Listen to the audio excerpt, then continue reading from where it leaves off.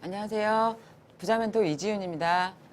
오늘은 이제 지난 시간에 이어서 또 이제 다른 내용들을 좀 준비를 한번 해봤어요. 그래서 오늘은 어떤 내용들을 공부를 할 거냐면 지난 시간에 전세 매매가 대비했을 때 전세가가 높은 아파트를 매입을 해야 된다. 이제 이런 설명을 드렸고 전세가는 현재의 사용 가치고 그다음에 집값은 미래 가치다. 미래 가치가 미리 반영되어 있다. 이런 이야기를 드렸었거든요. 근데 전세가가 계속 오를 건지 사실은 올해는 굉장히 군데군데서 수도권 같은 경우에 특히 동탄 같은 경우에는 역전세도 많이 일어나고 예년에 비해서 좀 공급량이 많다 보니까 이제 전세가가 조금 낮아진 동네들이 좀 꽤 있어요. 그렇지만 전세나 월세 같은 경우에는 물가거든요, 물가. 그래서 공급량이 많을 때는 어느 정도 주춤할 수 있고 어떤 글로벌 금융위기나 그럴 때는 전세나 월세가가 조금 떨어질 수는 있지만은 또 다시 또 반등해서 물가기 때문에 물가는 장기적으로 떨어지지 않잖아요. 지속적으로 올라가지.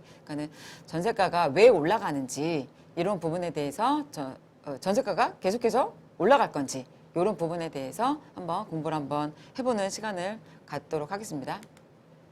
전세제도가 우리나라에만 있는 건 알고 계시죠? 전 세계적으로 우리나라에만 있는 게 전세제도인데, 이 전세제도가 굉장히 오래됐어요.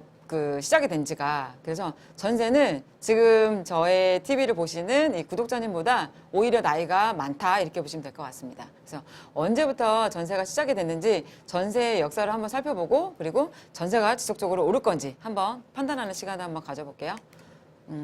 전세는 1910년도 일제강점기 때 시작이 됐습니다. 그래서 처음에 어떤 개념으로 시작이 됐냐면 이게 이제 서민 주거 안정에도 굉장히 큰 기여를 한 제도인데 집이 1,000만 원짜리가 있으면 그냥 50%를 집주인한테 주면 당분간 그냥 살 수 있게끔 만들어진 그런 제도라고 보시면 될 것 같아요. 그래서 1910년도에 시작이 돼가지고 처음에는 전세가 집값의 50% 정도로 시작이 됐어요. 그러니까 집값이 50%만 있으면 그 집에 살 수 있는 권리를 받을 수 있었던 거죠. 근데 그 PPT 자료에서 보시는 것처럼 처음에 50%로 시작됐던 그 전세가 2010년도에 100년이 지났거든요. 그러니까 1910년에 시작이 돼서 그다음에 2010년도 100년이 지났는데 전세가는 50%에서 60%로 약 10%가 늘어났어요.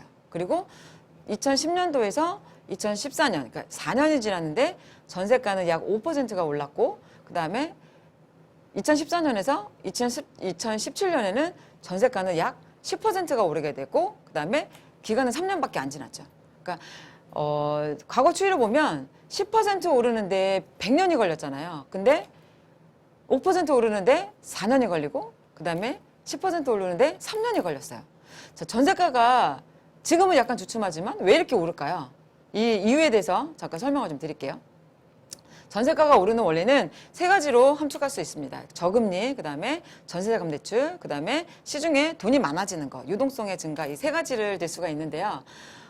사실은 집값도 마찬가지지만 전세 가격도 그렇고 시중에 그냥 돈이 많아지는 것만큼 올라간다 이렇게 보시면 될 것 같거든요. 그래서 기본적으로는 저금리, 전세자금 대출, 유동성의 증가인데 이 M2라고 해서 일반적인 이제 광의 통화량이라고 하는데 어려운 말 같지만 사실 되게 어려운 건 아니에요. 그러니까 6개월 미만의 그냥 단기 예금에 넣어져 있는 예금이라고 보시면 될 것 같거든요. 그래서 언제든지 통장에서 나와서 시중에 투자할 때가 있으면은 언제든지 돌 수 있는 그런 돈이 광의통화량이다 이렇게 보시면 될 것 같아요. 그래서 이 광의통화량을 는 거를 보면은 1997년도부터 2016년도까지 255%가 증가했는데 같은 기간에 전세도 251%가 상승을 했어요. 그러니까는 이런 부분들을 보면 전세는 유동성이 증가하는 것만큼 전세 가격도 올라가는구나 라는 거를 보실 수가 있겠죠. 그래서 이 전세가는 유동성의 증가와도 굉장히 밀접한 관계가 있다 이렇게 보시면 될 것 같고 첫 번째 제일 중요한 거는 저금리예요. 저금리. 그러니까 지금 2019년도는 지금 우리나라 기준금리가 1.75%인데 과거에는 금리가 굉장히 높았거든요. 자, 1988년도에는 올림픽이 있었는데 그때는 금리가 20%였어요. 그리고 97년도에는 IMF가 있었잖아요. 그때는 금리가 14에서 약 15% 정도 됐었고 그 다음에 2005년도에는 6에서 7% 그리고 지금 현재는 1.75%잖아요. 이것 또한 두 번 정도 올린 수치인데 그러니까 이게 장기적으로 봤을 때는 단기적으로는 물론 경기 부양과 가열을 조절하기 위해서 금리는 이렇게 오르락 내리락 하긴 하거든요. 근데 장기적으로 금리는 내려간다 이렇게 보시면 될 것 같아요. 그래서 금리 돌아가는 메커니즘만 사실은 얘기를 해도 1시간이 넘어가거든요. 이제 그걸 다 얘기를 드릴 수는 없으니까 장기적으로 경제 공부 조금만 해보면 장기적으로 금리는 내려가겠구나 이렇게 보시면 될 것 같아요. 그래서 선진국의 금리를 보더라도 미국 같은 경우에는 미국만 유일하게 우리나라보다 금리가 높은데 그건 왜 그러냐면 미국은 그동안에 2007년도부터 2013년도까지 경기를 살리기 위해서 너무 많은 유동성을 시중에 공급했거든요. 그렇기 때문에 그 유동성을 흡수하기 위해서 금리가 높은 거지. 지금도 미국도 좀 경기 지표가 안 좋아지면 다시 뭐 금리를 동결할 거고 또 다시 내릴 또 징조들도 보이고 있고 우리나라도 마찬가지잖아요. 뭐 금리를 올린다고 막 이런 이야기들이 있었는데 경제 지표들이 안 좋아지고 고용률도 안 좋아지고 이러다 보니까 오히려 금리를 낮추겠다 이런 이야기들이 나오고 있으니까 그래서 금리는 장기적으로는 단기적으로는 등락하지만 장기적으로 내려가고 미국 빼고는 나머지 유럽도 0%대예요 금리가. 그리고 덴마크나 스위스는 마이너스 금리고요. 일본도 마이너스 금리이기 때문에 장기적으로 선진국으로 갈수록 금리는 내려간다. 그러니까는 금리가 내려가는 것도 전세가가 올라가는 거에 큰 이런 영향을 미치는 건데 이런 거죠. 2억짜리 예를 들어서 아파트에 월세로 살면 약 80만 원 정도를 내야 되는데 전세자금 대출을 받으면 금리가 약 3%라고 했을 때 한 600만 원 정도를 1년에 내면 되니까 한 달에 한 50만 원만 내면 되는 거거든요. 임차인 입장에서는. 그러니까는 임차인 입장에서는 전세자금 대출을 받아서 이자를 내는 게 더 싼 거죠. 그러니까 월세로 사는 것보다. 그래서 그 전세는 이런 기조들을 타고 이제 장기적으로는 올라갈 수밖에 없다. 이런 이야기를 좀 드리는 거고 그 다음 자료들을 좀 보시게 되면 선진국으로 갈수록 제가 금리가 낮아진다는 이야기들은 방금 설명을 드렸잖아요. 그래서 등락은 하지만 선진국으로 갈수록 금리는 낮아지기 때문에 전세가는 장기적으로는 올라갈 수밖에 없다. 이런 이야기를 드리고요. 한 가지 선진국으로 가는데 왜 금리가 낮아지냐 이런 것들을 또 물어보시는 분들이 계세요. 그래서 여러 가지 사실은 경제 메커니즘들이 있기는 하지만 제일 중요한 거 한 가지 선진국으로 가는데 왜 금리가 낮아지지? 그럼 금리가 낮아지고 전세가는 올라가는 건 알겠는데 왜 금리가 낮아지지? 이에 대해서 낮아지지에 대해서 설명을 드리면 후진국은 돈이 별로 없죠. 근데 그 국가가 발전하는 단계에서는 SOC 사업이라고 해서 뭐 기반 시설들 있잖아요. 도로, 철도, 공항, 항만, 발전소 이런 것들이 이제 기반 시설인데 그런 기반 시설을 그 만들기 위해서는 굉장히 큰 돈이 필요하잖아요. 근데 돈은 별로 없는데 그런 기반 시설들 SOC를 건설하기 SOC 사업을 사회 기반 시설을 마련하기 위해서는 대규모 자금이 필요해. 그러니까는 금리도 수요와 공급에 맞춰서 돌아간다 이렇게 보시면 될 것 같거든요. 돈은 별로 없는데 돈을 갖다 써야 되는 데는 많아. 그럼 당연히 금리가 높겠죠. 근데 선진국으로 가면 어떨까요? 선진국은 이미 사회 기반 시설이 다 갖추어져 있잖아요. 군데군데 개보수하고 군데군데 뭐 재건축하고 재개발하고 이런 것들은 있을 수는 있겠지만 이미 인프라들이 다 구축이 되어 있기 때문에 대규모 자금이 후진국보다는 덜 필요하겠죠. 근데 선진국은 돈이 많잖아요.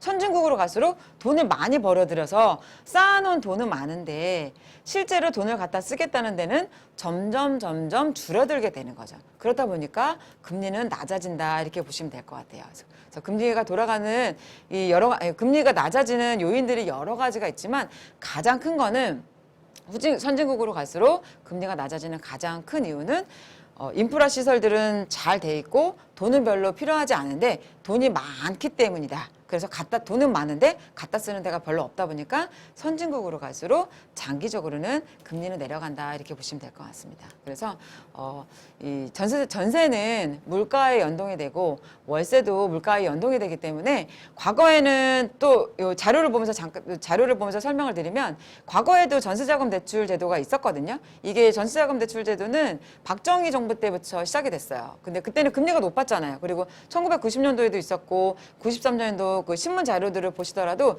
저 때도 전세자금 대출 제도가 있었는데 금리가 높았고 굉장히 조건이 까다로웠거든요. 그래서 돈을 많이 갖다 빌려 쓰지도 못했었는데 지금은 뭐 저소득층이나 그다음에 신혼부부나 이런 청년들이나 이런 분들한테는 뭐 2% 저리로도 전세자금 대출을 빌려주잖아요. 그렇다 보니까 전세가가 올라가는데 많은 영향을 미치게 된다 이렇게 보시면 될 것 같습니다. 그래서 오늘은 전세가가 장기적으로 왜 올라가는지에 대해서 설명을 드렸고, 그 다음에 전세는 저금리, 그 다음에 전세자금 대출이 늘어나는 거, 그 다음에 시중에 돈이 늘어나는 거, 유동성의 증가 때문에 전세는 장기적으로 올라갈 수밖에 없다. 그래서 매매가 대비했을 때 웬만하면 전세가 비율이 높은 아파트에다 투자를 하면 전세 상승분을 이용을 해서 또 다른 아파트에다 투자할 수 있는 자본을 만들 수 있다. 요런 게 이제 공부하는 시간을 가져보았습니다. 그래서 오늘 여기까지 마치고요. 다음 시간에 또 좋은 내용 또 많이 준비했으니까 다음 시간도